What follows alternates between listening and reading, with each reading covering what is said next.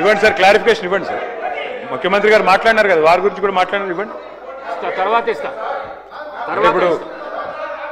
తర్వాత ఇస్తా మీరు మాట్లాడండి. అధ్యక్ష మరి రిప్లై అయిపోయిందా సార్, లేక రిప్లైయా ఇంటర్వెన్షన్ ఏంటి సార్? ఇది రిప్లై ఇచ్చిండ్రా? ఇది ఇంటర్వెన్షన్ అయింది. రిప్లై ఇస్తాడు. గంట 20 నిమిషాలు మాట్లాడింది సార్. అధ్యక్ష నేను ఒకటే రిక్వెస్ట్ చేస్తున్నా సార్, ముఖ్యమంత్రి గారికి ఇంత ఫ్రస్ట్రేషన్ పనికిరాదు. రిప్లై ఇవ్వడానికి వారు జీవితంలో మాకు ఇప్పుడు కాదు అధ్యక్ష, 2009 నుంచి చెప్తున్నాడు ఆయన. నేను ఆడ కూర్చుంటా అన్నాడు, కూర్చున్నాక కూల్ కావాలి కదా అధ్యక్ష. మరి ఇప్పుడు ఎందుకింత ఫ్రస్ట్రేషను, ఎందుకింత నిస్పృహ, ఎందుకింత ఆవేశము మాకైతే అర్థం కావట్లేదు అధ్యక్ష. ఈ ముఖ్యమంత్రి గారిలో ఒక అపరిచితుడు ఉన్నాడు అధ్యక్ష.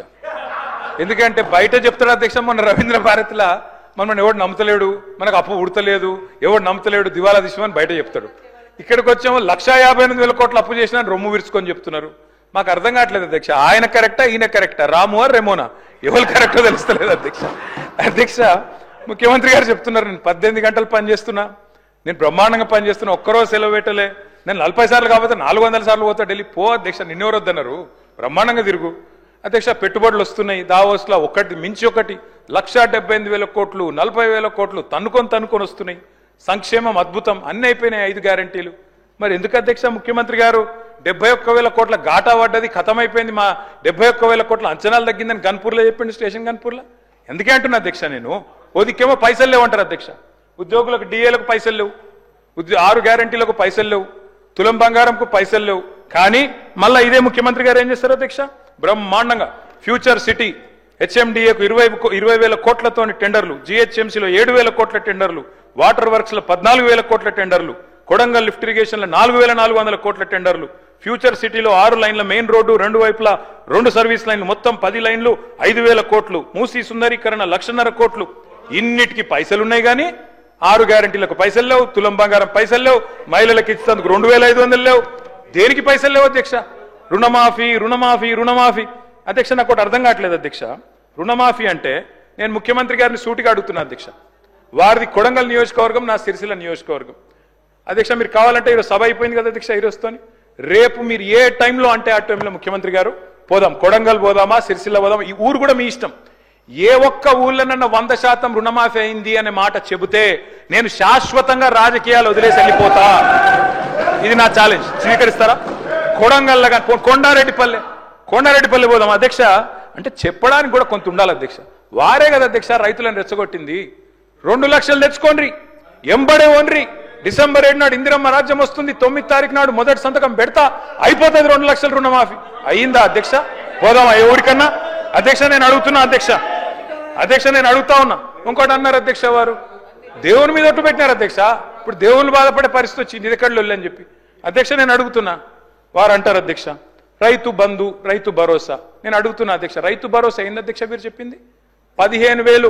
ఇదే ముఖ్యమంత్రి గారు ఆనాడు పిసిసి ప్రెసిడెంట్ గా రైతు బంధుని ఆపిందే ఈయన. పోయి ఎలక్షన్ కమిషన్ లెటర్ ఇచ్చిందే ఈయన. ఆ లెటర్ కాపీ ఇక్కడ ఉంది నా దగ్గర, ఇగో ఇది లెటర్ కాపీ, రేవంత్ రెడ్డి గారు స్వయంగా ఇచ్చిన ఉత్తరం కాపీ ఎలక్షన్ కమిషన్ కు. ఆపిందే మీరు, మళ్ళీ మీదికెళ్ళి మేము దాచుకున్నాం, మేము ఆపినామని చెప్తారు. నేను పంపుతా అధ్యక్ష ఇది మీకు. అధ్యక్ష రైతు బంధు ఆపుతారు, 7,600 కోట్లు ఆపిందే వాళ్ళు. ఆపి ఏం డైలాగ్ కొట్టిన అధ్యక్ష వీరు? హరీష్ రావు ఆపుతుండు, కేసీఆర్ ఆపుతుండని చెప్పి ఆ రోజు అన్నారు అధ్యక్ష. డిసెంబర్ 3 నాడు, డిసెంబర్ 3 ముందు అయితే 5,000, డిసెంబర్ 3 తర్వాత అయితే 7,500 అని చెప్పింది ఎవరు అధ్యక్ష? 3 ముందు అయితే 5,000, 3 తారీఖు తర్వాత అయితే 7,500 అని చెప్పిందే ఈ ముఖ్యమంత్రి గారు. అధ్యక్ష ఇంకెన్ని చెప్పినారు అధ్యక్ష? ఉచిత కరెంటు కాంగ్రెస్ అట, కరెంట్ అంటేనే కాంగ్రెస్ అట, కాంగ్రెస్ అంటేనే కరెంట్ అట. ఇక్కడనే కూర్చొని నేను ఒక్క నిమిషం తొందరపడకు రాజు, నువ్వు అవుతావు. నేనేమంటున్నా అధ్యక్ష, ఇక్కడనే నిల్చొని ముఖ్యమంత్రి గారే చెప్పినారు అధ్యక్ష. ఆనాడు తెలుగుదేశం పార్టీలో ఇక్కడ నిల్చొని ఇదే ముఖ్యమంత్రి గారు చెప్పిన మాట, మా నాయన గారు చచ్చిపోతే నెత్తి మీద నీళ్లు తలుపుకున్నంత కరెంట్ లేదు, ఇదేం దౌర్భాగ్యపు ప్రభుత్వం అని చెప్పిందే ఆయన. ఇవాళ కరెంట్ అంటే కాంగ్రెస్, కాంగ్రెస్ అంటే కరెంట్ అంటే బయట చూస్తలేరా అధ్యక్ష? నేను ఇంకోటి అంటున్నా, వారు అంటున్నారు 10 నెలలనే ఇంతెందుకు అంతెందుకు అని నేను అంటున్నా అధ్యక్ష. మేం చెప్పమన్నామా? 100 రోజులు, 6 గ్యారంటీలు, తొడలు కొట్టుడు, మెడలు కోసుకుంటానుడు, బాండ్ పేపర్లు, అఫిడవిట్లు, దేవుళ్ళ ముంగడ పెట్టుడు ఎవరు పెట్టిన అధ్యక్ష? 100 రోజుల్లో ఇస్తామని తులం బంగారం ఎవరు చెప్పింది అధ్యక్ష? ఎందుకు ఇస్తలేరు తులం బంగారం? ప్రజలు గోల్డ్ అనుకొని ఓటేసారు, కానీ వీళ్ళు రోల్డ్ గోల్డ్ వెళ్ళిండ్రు అధ్యక్ష. గోల్డ్ అనుకున్నారు, రోల్డ్ గోల్డ్ వెళ్ళింది. లంకె బిందెలు దొరికేదాకా అవ్వాలన్నా అధ్యక్ష? మేము ప్రజలు ఎప్పటిదాకా ఎదురు చూడాలి? లంకె బిందెల కోసం ఆగన్నా, ఇంకా ఎంత అబద్ధం, ఎంత పచ్చి అబద్ధం అంటే అధ్యక్ష, నేను అడుగుతా ఉన్నా అధ్యక్ష, ఇక్కడ మీరు చెప్పేది తప్ప, కాగ్ చెప్పేది తప్ప? రేవంత్ రెడ్డి లెక్కలు తప్ప, కాగ్ లెక్కలు తప్ప? అధ్యక్ష చెప్పాలి. రేవంత్ రెడ్డి గారు ఈరోజు చెప్పిన లెక్కలు 1,52,000 కోట్లు మిత్తి కట్టిన, అప్పులు కట్టిన, ఇది కాగ్. మీకు పంపిస్తా ముఖ్యమంత్రి గారు, చూసుకోండి. కాగ్ చెప్తున్న ప్రకారం నెలకు 2,750 అసలు మిత్తి కలిపి. మరి మీరు అక్కడ జూట్ చెప్తానని చెప్తుండాలి, ఇక్కడ నవద్దని చెప్తుండాలి. రెండిట్లో ఏది కరెక్టో చెప్పాలి. ఆర్థిక అరాచకత్వం అన్నారు అధ్యక్ష. ఆర్థిక అరాచకత్వం నిజమైతే ఆయననే ఎందుకున్నాడు అధ్యక్ష ఆర్థిక కార్యదర్శి? మాకు 11 బడ్జెట్లకు సాయం చేసిన ఆయన, మీకు 3 బడ్జెట్లకు సాయం చేసిన ఆయన, ఆయన ఎందుకు కొనసాగిస్తున్నారు? మరి ఏది కరెక్ట్? అందుకే అంటున్న అధ్యక్ష. ఇంకోటి బోనస్, అది కూడా గొప్పగా చెప్పిన అధ్యక్ష. బోనస్ బోనస్ ఇగో అధ్యక్ష, ఇది కాంగ్రెస్ మేనిఫెస్టో, పేజ్ నెంబర్ చూసుకోండి, పేజ్ నెంబర్ 8. ఏం చెప్పిన అధ్యక్ష ఈ మేనిఫెస్టోలో? వరి ధాన్యం మద్దతు ధర 2183. దేంది మద్దతు ధర? ఇది దొడ్డు వడ్లది. 2183 అంటే దొడ్డు వడ్లు. దొడ్డు వడ్లకు మీరేం చెప్పినారు? 500 కలిపి 2683 ఇస్తామని చెప్పినారు. ఇచ్చిండ్రా? మీరేం చెప్పిన? మొక్కజొన్న 1670 కలిపి 2200 ఇస్తాం. కందులు 6300, 6700 ఇస్తాం. సోయాబీన్ 3950, 4400 ఇస్తాం. పత్తి 6025, 6500 ఇస్తాం. మిర్చికి మద్దతు ధర 15,000 ఇస్తాం. పసుపుకు 12,000 ఇస్తాం. ఎర్రజొన్నకు 3,500 ఇస్తాం. చెరుకుకు 4,000 ఇస్తాం. జొన్నలకు 3,050 ఇస్తాం. ఒక్కటన్ని ఇచ్చిండ్రా? బోనస్ బోగస్ కాలేదా? రాష్ట్రంలో రైతులు చూస్తలేరా? ఎటువడతాడు దబాయిస్తే అయిపోతుంది అధ్యక్ష. ఇంకా విచిత్రం, నాకు ఇంకా గమ్మత్ అనిపించింది ఆయన అధ్యక్ష. ఆయన ఏమైనా స్వాతంత్ర ఉద్యమం చేసి జైలుకు పోయింది అధ్యక్ష? ఏం చేసిపోయింది అధ్యక్ష జైలుకి? ఆయన ఏదో పెద్ద సానుభూతి. మేము పోలేదా జైలుకి? వరంగల్ జైలుకి నేను కూడా పోయిన తెలంగాణ ఉద్యమంలో. ఎస్ ఉన్నాం, అక్కడ బరాబర్ ఉన్నాం. మీరెందుకు పోయినరంటే నేను అడుగుతున్నా ఈరోజు. ఎస్, మీ ఇంటికి ఇవ్వాలని జూబ్లీహిల్స్ ప్యాలెస్ మీదకి ప్రైవేట్ డ్రోన్ పంపితే ఊకుంటావా? అక్కడ నీ బిడ్డనో నీ వైఫో ఉంటే వాళ్ళని ఇష్టం ఉన్నట్టు ఫోటోలు తీస్తే ఊకుంటావా? ఎవరి ఇళ్లలో పడతా వాళ్ళ ఇళ్ళ దొరబడతా, నా ఇష్టం ఉన్నట్టు చేస్తా, అరాచకం చేస్తా అంటే ఊకుంటారా అధ్యక్ష? ఇది పద్ధతేనా అధ్యక్ష? అంటే మీ కాడికి వచ్చేవరకే కుటుంబాలు, మీ కాడికి వరకు వచ్చేవరకే భార్య పిల్లలు, వేరే వాళ్ళకి లేరా అధ్యక్ష భార్య పిల్లలు? మీరు ఆనాడు ఇష్టం ఉన్నట్టు మాట్లాడినప్పుడు, లేని రంకులు అంటగట్టినప్పుడు, ఇష్టం ఉన్న సంబంధాలు మాట్లాడినప్పుడు ఆ రోజు లేవా నీతులు? చివరికి మా ఇంట్లో పిల్లల్ని కూడా తిట్టింది మీరు కాదా? ఆనాడు మా ఇంట్లో చిన్న చిన్న పిల్లల్ని పట్టుకొని, మైనర్ పిల్లల్ని పట్టుకొని బూతులు మాట్లాడింది మీరు కాదా? వాళ్ళ మీరేదో పెద్ద సానుభూతి కోసం మాట్లాడితే ఏం పని చేసిపోయినా మీరు జైలు. అయినా నేను అడుగుతున్నా ముఖ్యమంత్రి గారు, నేను అడుగుతున్నా అధ్యక్ష, జైలుకి ఎవరు పంపుతారు అధ్యక్ష? ప్రభుత్వాలు పంపుతాయా? కోర్టులు పంపుతాయి. కోర్టులో మీరు ఛాలెంజ్ చేసినారు, నన్ను రిమాండ్కి పంపొద్దు అని మీ లాయర్లు అడిగినారు. కోర్టు కాదు మీరు జైలుకే పోవాలని చెప్పింది. మేమేం చేస్తాం దానికి? రిమాండ్కు పంపేది మేం కాదు సార్, మీరు కాదు. ముఖ్యమంత్రి గారు హుంకరిస్తున్నారు. నేను అనుకుంటే అక్కడ ఎవరు మిగిలరు. నువ్వు ఏమనుకున్నా ఏం ఫరకు పడదు, నువ్వు ఏం చేసుకున్నా ఏం ఫరకు పడదు. నువ్వు అనుకుంటున్నావేమో పదవి శాశ్వతం, అధికారం శాశ్వతం, ఏది శాశ్వతం కాదు అధ్యక్ష. నేను కోరుతా ఉన్నా, ముఖ్యమంత్రికి అపరిమితమైన అధికారాలు ఉండవు. ముఖ్యమంత్రికి అపరిమితమైన అధికారాలు ఉండవు. ఎవరిని పడితే వారిని జైలుకు పంపే అధికారం ఉండదు, కోర్టులకు ఉంటది. నిన్ననే కోర్టు పాత్ర తీసుకున్నారు ఈ ముఖ్యమంత్రి గారు. ఇందాక గోవింద సినిమా చెప్పింది కదా, ఆ పాత్ర ఆయనకే సూట్ అవుతుంది అధ్యక్ష. ఎందుకంటే అప్పుడే లాయర్ అయిపోతాడు ఆయన, అప్పుడే జడ్జి అయిపోతాడు, అప్పుడే మళ్ళీ స్పీకర్. మీరు తీసుకునే నిర్ణయం వారు చెప్తారు, సుప్రీంకోర్టు తీసుకునే నిర్ణయం వారే చెప్తారు, ఉప ఎన్నికలు రావంటారు, ఎన్నికల కమిషన్ నిర్ణయాలు ఆయనే చెప్తారు అధ్యక్ష. మీ బహుపాత్రలు మీకే సూట్ అయితే తప్ప మా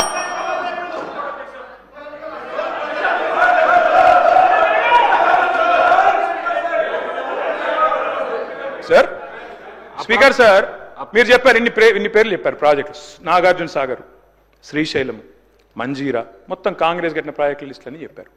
నేను అడుగుతా ఉన్నది, ఎస్ నిజం, ఎస్ నేను కాదని లేదు కదా. 50 ఏళ్ళ అధికారం ఇచ్చినప్పుడు ఆ మాత్రం కట్టాలి కదా, కట్టపోతే కూడా బాగుండదు కదా. కట్టిండ్రు. మరి 2014 ముందు లేవా ఇవన్నీ? 2014 ముందు వానలు పడలేదా? 2014 ముందు ఈ ప్రాజెక్టులు లేవా? మరి అప్పుడు ఎందుకు వండలేదు పంటలు? ఎందుకో కేసీఆర్ ప్రభుత్వం వచ్చినాకనే వండినాయి. ఇవాళ ఎట్లా మాట్లాడతారండి? సూర్యాపేట జిల్లాలో రేవంత్ రెడ్డి గారు, సూర్యాపేట జిల్లాలో దయచేసి మీరు వినాలి. రేవంత్ రెడ్డి గారు, నేను ఒక మాట అంటాను. మీరు నేను చెన్నై మీటింగ్కి పోయినాం, అక్కడ మీరు ప్రతిపాదన పెట్టిండ్రు. పెడితే నేను మీ పార్టీని కాదు, మీరు నేను ఇక్కడ ఉప్పు నిప్పులకే కొట్లాడుకుంటాం. ఆడ పోయినాక నేను మిమ్మల్ని గౌరవించి మా ముఖ్యమంత్రి గారు చెప్పిన మాట కరెక్టు, 33% కాదు 36% ఇవ్వచ్చు అని చెప్పిన.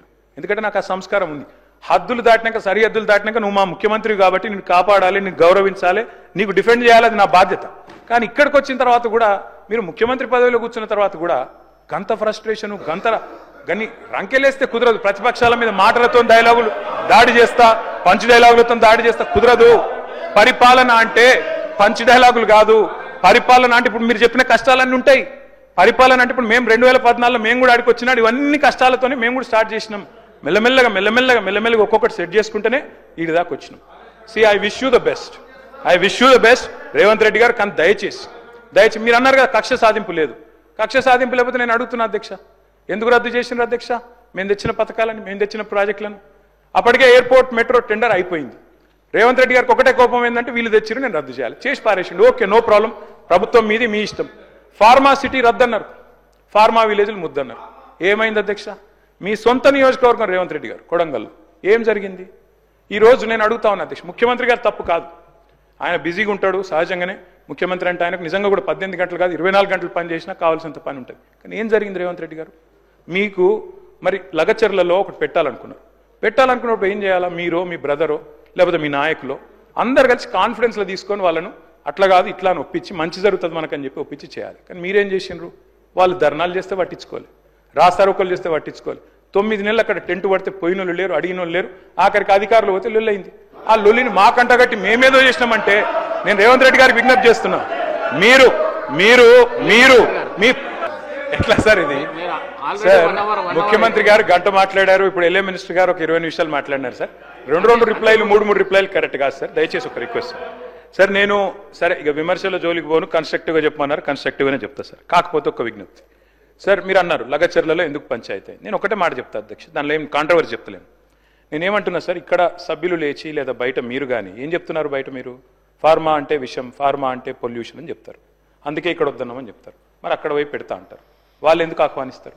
మీరు సంజాయించకపోతే, కూర్చోబెట్టకపోతే, మాట్లాడకపోతే, జీరో లిక్విడ్ డిశ్చార్జ్ ఉందని చెప్పకపోతే, మీకు ఏం కాదు మేము ఉన్నామని చెప్పకపోతే, మీ పక్కనే అవసరమైతే ఆడ మా లీడర్లు ఇల్లు కట్టుకొని ఉంటారని చెప్పకపోతే వాళ్ళు ఆగుతారా?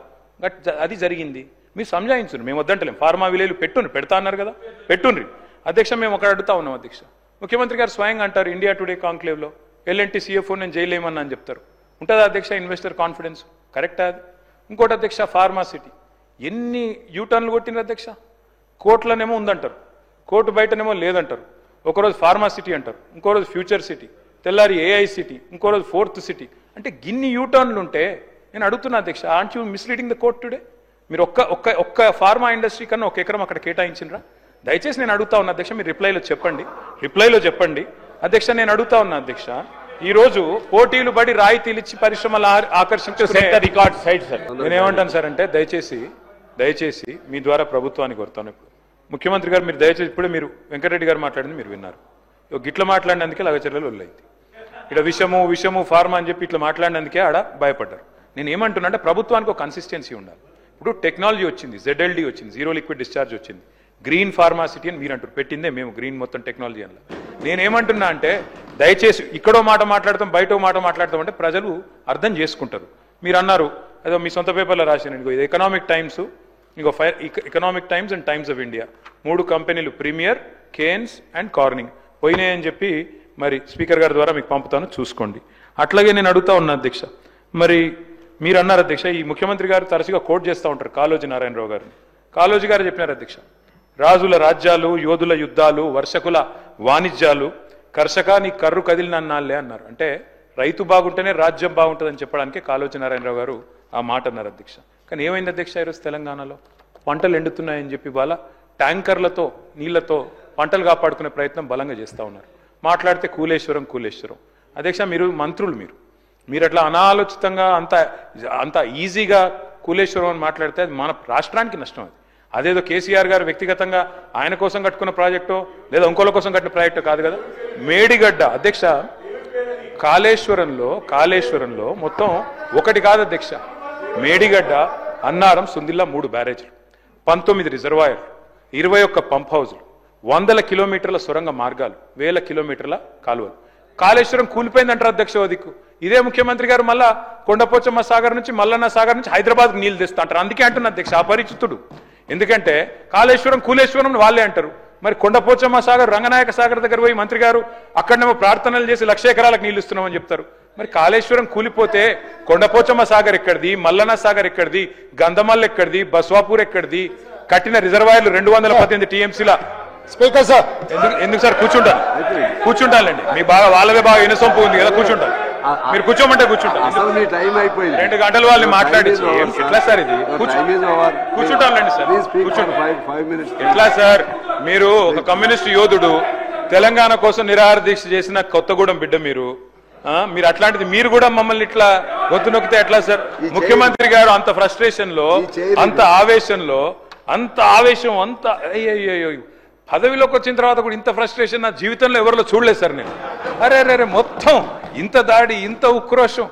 ఏం పర్లేదు రేవంత్ రెడ్డి గారు, ఇంకా తిట్టాలనుకుంటే ఇంకో 2 గంటలు తిట్టండి, మాకేం అభ్యంతరం లేదు. ఎందుకంటే మీ మైక్ కట్ కాదు, నీకు ఎంత ఉందో అంత తీసుకో, నాకేం ఇబ్బంది లేదు. మీ తిట్లన్నీ మాకు దీవెనలు, మీ తిట్లన్నీ మాకు దీవెనలు, మాకు ఆశీర్వాదాలు. మీరు ఎంత మాట్లాడితే మాకు అంత మంచిది. ఎందుకంటే మీ వల్ల ఖచ్చితంగా ఇంకొక 20 ఏళ్ళు కాంగ్రెస్ ఓటేయాలంటే ఎవరైనా భయపడే పరిస్థితి తెలంగాణ మొత్తంలో వస్తున్నది. మీరు పోయి ప్రచారం చేశారు, మహారాష్ట్రలో ప్రచారం చేశారు, హర్యానాలో చేసినారు, ఢిల్లీలో చేసినారు, అద్భుతాలు సాధించారు. మొన్న పోయి ఎమ్మెల్సీ ఎలక్షన్ లో కూడా చేసినారు. 57,000 ఉద్యోగాలు నేను ఇస్తే నాకు ఓటేయండి అన్నారు. వేసినారా ఓట్లు మీకు? అందుకే అంటున్నారు రేవంత్ రెడ్డి గారు, రంకెలతో ఏమి రాదు, ప్రతిపక్షాల మీద దాడి చేస్తే కాదు. అధ్యక్ష, మీరు వచ్చిన తర్వాత అధ్యక్ష, పెద్దవాగు 2 సార్లు కొట్టుకొని పోయింది, సుంకిశాల కూలిపోయింది, భక్తరామదాస్ మోటార్లు మునిగిపోయినాయి, సాగర్ ఎడమకాలు ఒక భారీ. ముఖ్యమంత్రి గారికి ఏదో AK-47 గురించి చెప్పారు అధ్యక్ష, ఏదో కాల్చి చంపారంట. అధ్యక్ష, AK-47 గురించి, తుపాకుల గురించి ఆయనకు తెలిసినంత మాకు తెలియదు సార్. ఎందుకంటే తెలంగాణ ప్రజల మీదకి ఉద్యమంలో ఆనాడు తుపాకి తీసుకొని పోయిన రైఫిల్ రెడ్డి ఈయన. అధ్యక్ష, ఇంకోటి అధ్యక్ష, అవును అధ్యక్ష, కరెక్ట్. ఎవరిని చంపే అధికారం లాక్కున్నారు అధ్యక్ష? అక్కడ పాపం పాత కాంగ్రెస్ వాళ్ళందరినీ ఖతం చేసి ఆయన అక్కడ పదవి లాక్కొని ఇలా మమ్మల్ని అంటే ఎట్లా అధ్యక్ష? అధ్యక్ష, ఇంకోటి విచిత్రంగా అనిపించింది అధ్యక్ష నాకు ఇప్పుడు ఆయన మాట్లాడుతుంటే. తెలంగాణ రైజింగ్ అంట. దేనికి అధ్యక్ష రైజింగ్? ఏదో అట్టర్ఫ్లాప్ సినిమాకు అట్టహాసంగా 100వ దినోత్సవం చేసినట్టు విఫల పాలనకు విజయోత్సవాలు నిర్వహించారు అధ్యక్ష. వీళ్ళంతా కూడా ఏంది అధ్యక్ష వీళ్ళు చేసింది? ఏది 1 ఇయర్ అయిపోయిందట. ఏం చేశారు 1 ఇయర్ లో? 6 గ్యారెంటీలు అమలు చేశారా? తులం బంగారం ఇచ్చారా? రైతు బంద్ చేసినారా? రుణమాఫీ చేసినారా? నేను అందుకే అడుగుతా ఉన్నా అధ్యక్ష. Yes, Telangana is rising. ఎందులో రైజింగ్ అధ్యక్ష? కొన్నిట్లో మాత్రం రైజింగ్. అప్పుల్లో రైజింగ్, అబద్ధాల్లో రైజింగ్, క్రైమ్ రేట్ లో రైజింగ్, అన్నదాతల ఆత్మహత్యల్లో రైజింగ్, నేతన్నల బలవన్మరణాల్లో రైజింగ్, అబద్ధాలు, బూతులు. ఎస్, తెలంగాణ జాతిపిత వీళ్ళెవరు ఏమనుకున్నా ఖచ్చితంగా కేసీఆరే. తెలంగాణ బూతు పిత రేవంత్ రెడ్డి గారు అవుతారు. బూతు పితగానే ఆయన మిగిలిపోతాడు భవిష్యత్తులో. అధ్యక్ష, ప్లీజ్ ఇంకా 5 మాట్లాడాలి, రిప్లై ఇవ్వాలి, మరలా వాళ్ళు కౌన్సిల్కి వెళ్ళాలి. కాస్త త్వరితగతిన పూర్తి చేయండి సార్. సార్ మీరు పెద్దలు మీరంటే గౌరవం. రామశివరావు గారు, మీరంటే గౌరవం. మీరిట్లా మా గొంతు నొక్కితే అది కూడా మీరు ప్రజాస్వామిక స్ఫూర్తి కలిగిన వారు, మీరు గొంతు నొక్కకూడదు సార్. Education budget 15% పెడతామన్నారు. ఎంత పెట్టారు అధ్యక్ష వీళ్ళు? 15% అని 7.5% పెట్టినారు. ఎన్ని చెప్పారు అధ్యక్ష ఎడ్యుకేషన్ గురించి? ఇది ఇచ్చేస్తాం, విద్యా భరోసా కార్డు ఇస్తాం, పిల్లలు ఫీజులు కట్టాల్సిన అవసరం లేదు, ఇంటిగ్రేటెడ్ స్కూల్స్ అని 11,600 కోట్లు పెట్టినారు. నేను అడుగుతా ఉన్నా అధ్యక్ష, 11,600 కోట్లు దేవుడెరుగు. ఉన్న 1022 గురుకుల పాఠశాలను కాపాడండి.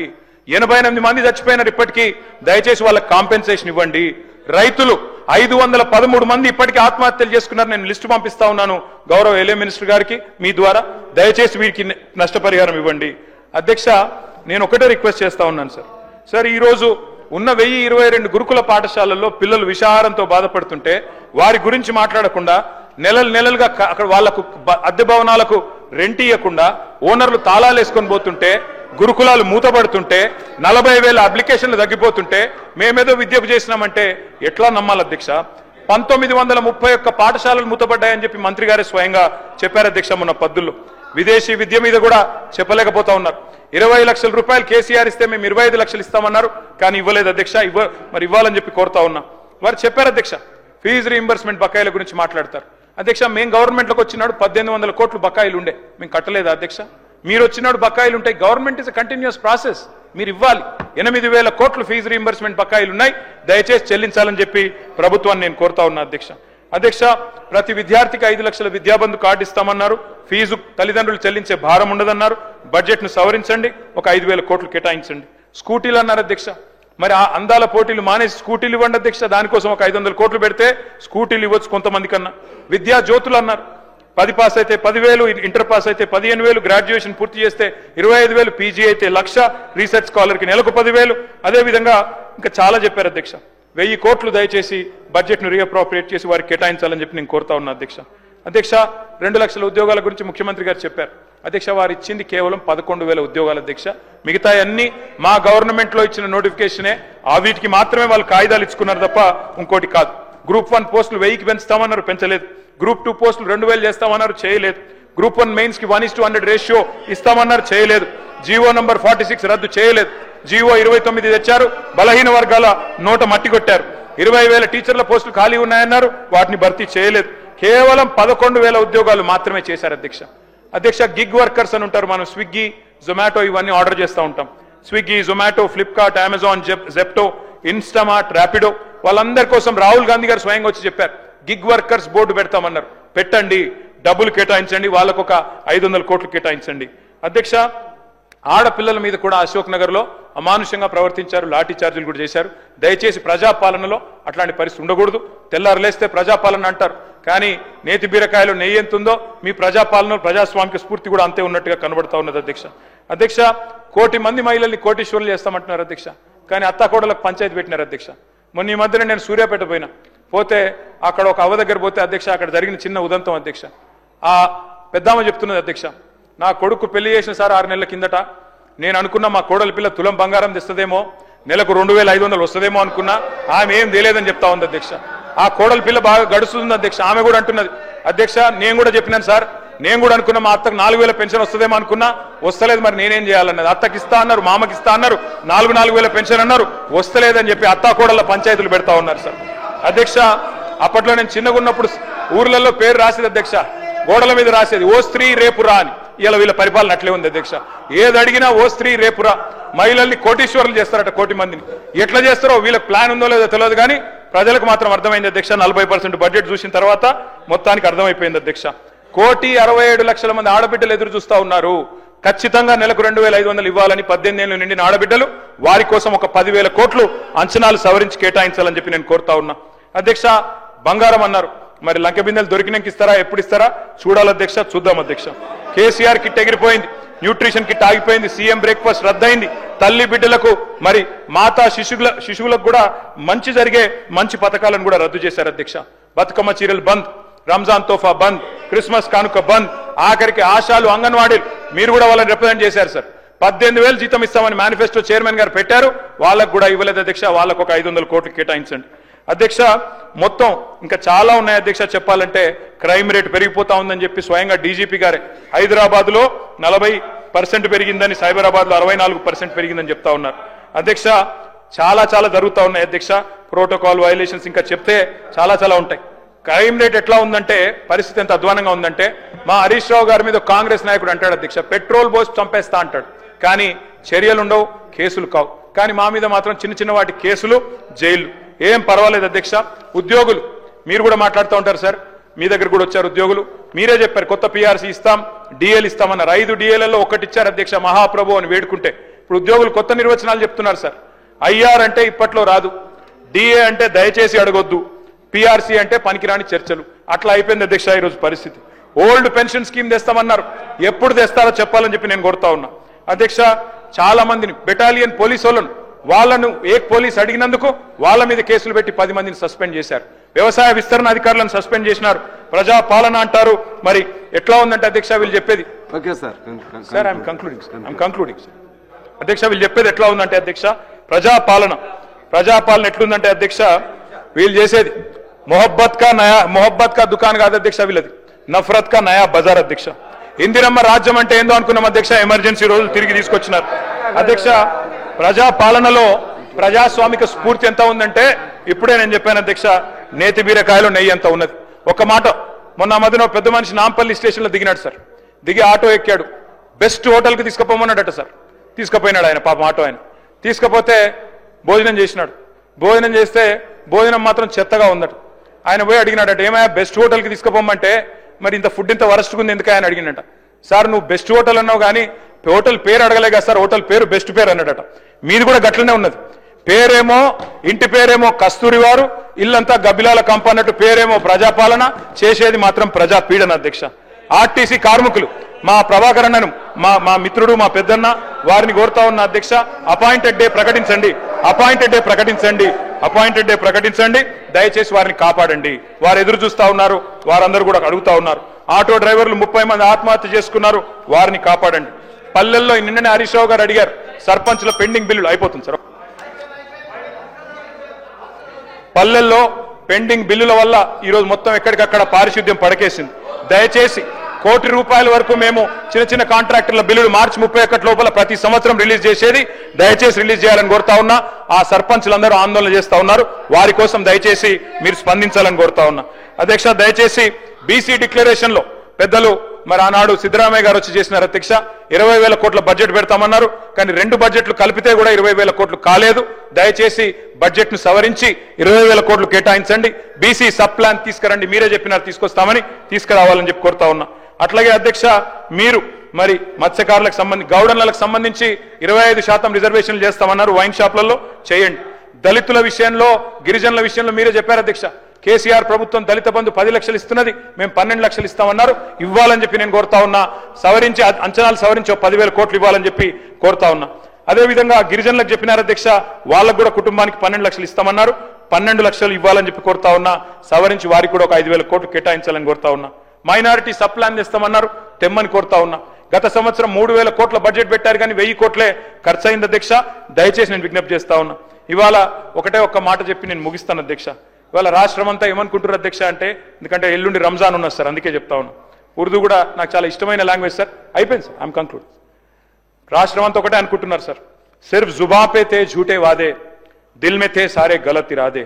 कांग्रेस को थी सिर्फ कुर्सी से प्यार, तेलंगाना की मिट्टी से ये कैसी गद्दारी. वादों के धोखे अब बस यादों में रह गए, वादों के धोखे बस यादों में खो गए, और अवाम के अरमा ख्वाब बन के रह गए. తెలంగాణ అంటే అధ్యక్ష మొహబ్బత్ కా మకాన్ అధ్యక్ష. కన్క్లూడ్ చేసేసారు, వారు డిస్టర్బ్ చేయకపోతే ఇప్పటికి అయిపోతుంది సార్. సార్ నేను ఒకటే చివరిగా విజ్ఞప్తి చేసేది ఒకటే సార్. మొన్న కేంద్ర బడ్జెట్ చూసినా, ఇప్పుడు రాష్ట్ర బడ్జెట్ చూసినా, తెలంగాణ ప్రజలకు ఒకటి అర్థమైపోయింది సార్. 2 ఢిల్లీ పార్టీలు తెలంగాణకు సవతి తల్లులే అన్నది అర్థమైపోయింది. ఖచ్చితంగా మా నాయకుడు చెప్పినట్టుగా ఎన్ని తిట్లన్నా తింటాం, ముఖ్యమంత్రి గారు ఎంత దూషించినా పడతాం, మంత్రులు కూడా మమ్మల్ని ఎంత దూషించినా దీవెనలుగానే తీసుకుంటాం. కానీ జైళ్లకు భయపడం, కేసులకు భయపడం, అడుగుతూనే ఉంటాం. మీ 420 హామీల విషయంలో అడుగుతూనే ఉంటాం. జై తెలంగాణ, జై కేసీఆర్.